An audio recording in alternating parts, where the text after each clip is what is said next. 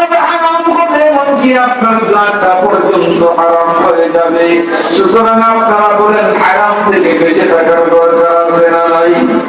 আরো যদি বলেন না সেনা নাই? মুআজ্জাল হাজিরিন কিরাম, এই জন্য পৃথিবীর জমিনে আমরা যখন বসবাস করব, পৃথিবীর জমিনে আমরা চলাফেরা করব, চলাফেরা করতে যাইয়া খুব খেয়াল করিয়া চলতে হবে। আমার কথাবার্তা, আমার আমল, আমার চলাফেরা সব নবীর তরিকা অনুযায়ী হয়, আল্লাহর হুকুম অনুযায়ী হয়। আমি আপনাদের সামনে তেলাওয়াত করেছিলাম, ওয়ালা তাকুলান্না লিশাইইন ইন্নী ফাইলুন যালিকা গাদা ইল্লা আন ইয়াশা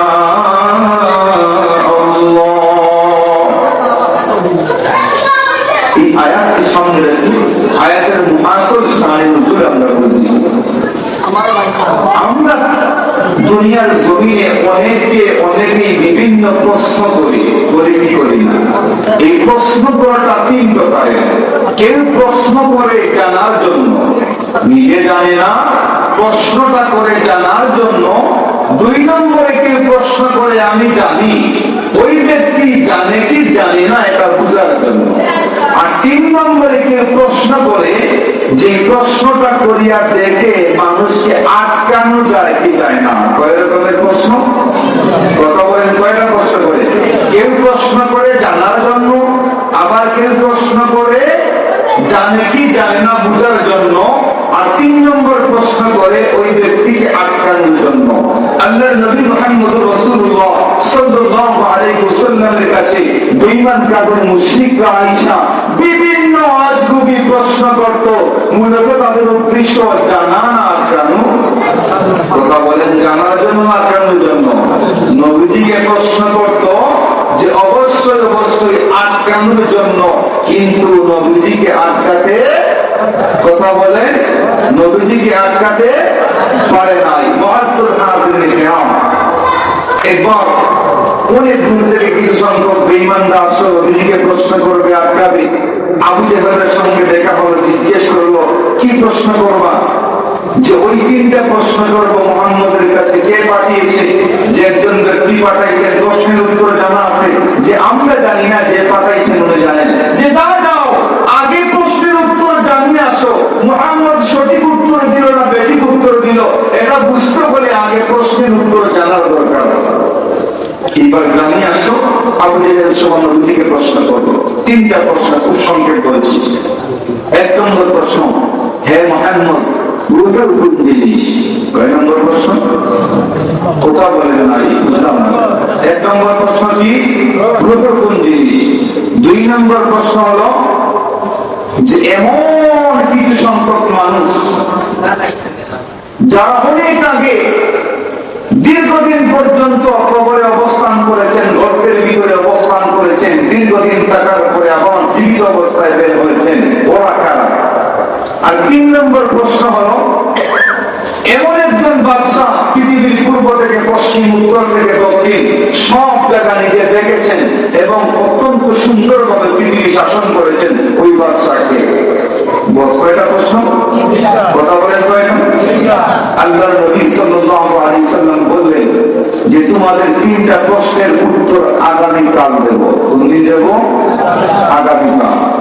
এখানে একটা সবক আছে যে আমরা মানুষের কাছ থেকে যদি ধার নেই, কর্জ আনি, অথবা কোন বিষয়ে আমরা ওয়াদাবদ্ধ হই, বিশেষ করে টাকা পয়সা আনি, তাইলে অবশ্যই আমরা সময় নিতে একটু বাড়াইয়া দিব। 3 দিনের ভিতরে দিতে পারলে কমপক্ষে 5 দিনের সময় নেব, যাতে ওয়াদার খেলাপি না হয়। আর আজকে আমরা খরচ দেই না, সুদ দেই। খরচ যদি মানুষকে দিত, সুদের কারবার দিতে যেত। কথা বলেন ঠিক না? মুআজ্জাল হাজিরিন কিরাম, নবীজি বললেন তিনটা প্রশ্নের উত্তর কোন দিন দেব? আগামীকাল। মুহাম্মদ জিনা গুফতা আতা গুফতা জিবরাইল, মুহাম্মদ জিনা গুফতা তারা গুফতা জিবরাইল,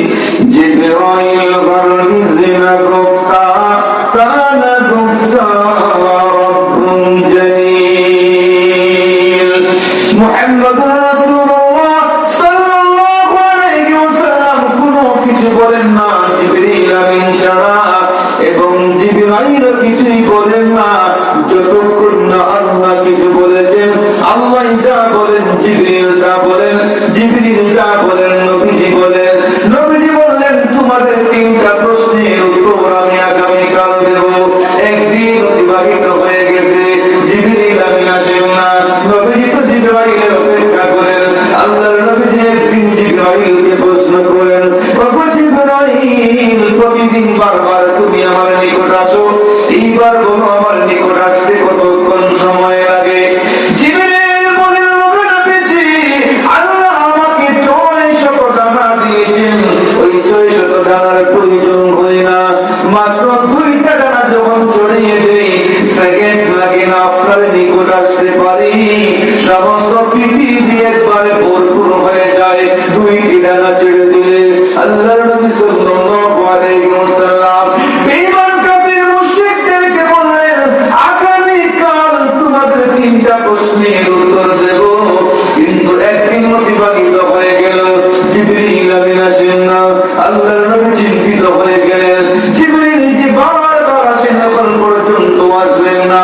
পরের দিন ওরা বেঈমানরা আসলো, আসিয়া বলে, মুহাম্মদ আমাদের 3টা প্রশ্নের উত্তর দাও। আল্লাহর নবী বলেন, জিবরাইলের সঙ্গে মুলাকাত হয় নাই, আগামীকাল আরো একদিনের সময় নিলাম। 2 নম্বর দিন যাওয়ার পরেও জিবরাইল আমিন আসেন না, 3 নম্বর দিন যাওয়ার পরেও জিবরাইল আমিন আসেন না। নবীজি বড় চিন্তিত হয়ে গেলেন। এইদিকে বেঈমান কাফির মুশরিকরা বলে, মুহাম্মদের উপরে একটা ভূত সওয়ার হয়েছিল, ওই ভূত মুহাম্মদকে ত্যাগ করেছে। আওয়াজ দিয়ে নাউযুবিল্লাহ। ভূত কাকে বলছে? ভূত আসে না, কার কথা বলছে? জিবরাইল। কথা বলেন, কার কথা? কে বলছে? বেঈমানরা বলছে। আল্লাহর নবী মুহাম্মদুর রাসূলুল্লাহ সাল্লাল্লাহু আলাইহি ওয়াসাল্লাম ভীষণ চিন্তিত হয়ে গেলেন। আল্লাহর কাছে হাত উঠাইয়া চোখের পানি ছেড়ে দিয়ে কান্না বলেন, ওগো আল্লাহ রাব্বুল আলামিন, মেঘের পানি কইরা জিবরিল আমিনকে পাঠান, না জানি কি করেছি গো মাওলা, কেন জিবরিল আসেন না? ও বেঈমানরা আমাকে নিয়ে উপহাস করে। নবীজির কান দিয়ে যখন শুনেন মুহাম্মদকে সেই ভূত ছেড়ে দিয়েছে, মুহাম্মদ কর্ক ভাষায় গালিগালাজ করে, নবীজি সাল্লাল্লাহু আলাইহি ওয়াসাল্লাম বরদাস্ত করতে পারেন না। 15 দিন পরে যখন জিবরিল আমিন আসলেন, আসিয়া বলেন, ওয়ালা তাকুলান্না লিশাইইন ইন্নী ফাইলুন যালিকা গাদা ইল্লা আন ইয়াশা আল্লাহ।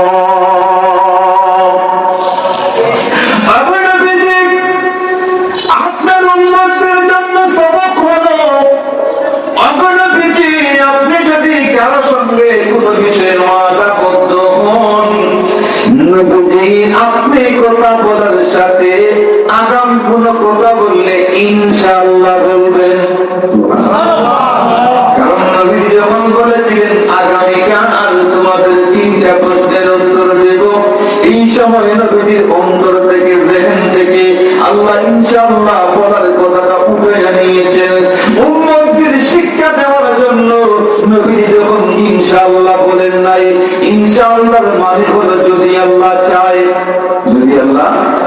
নবীজি সাল্লাল্লাহু আলাইহি ওয়াসাল্লাম ইনশাআল্লাহ বাদ দিয়েছিলেন, যার ফলে 15 দিন পরে জিবরিল আমিন আসিয়া বললেন, আগাম কোন কথা বলতে হলে অবশ্যই অবশ্যই ইনশাআল্লাহ বলবেন। এরপরে নবীজিকে বলেন, 3টা প্রশ্ন করেছে, 1 নম্বর প্রশ্নের উত্তর দিয়ে দাও। ইয়াসআলুনাকা আনির রূহ কুল রূহু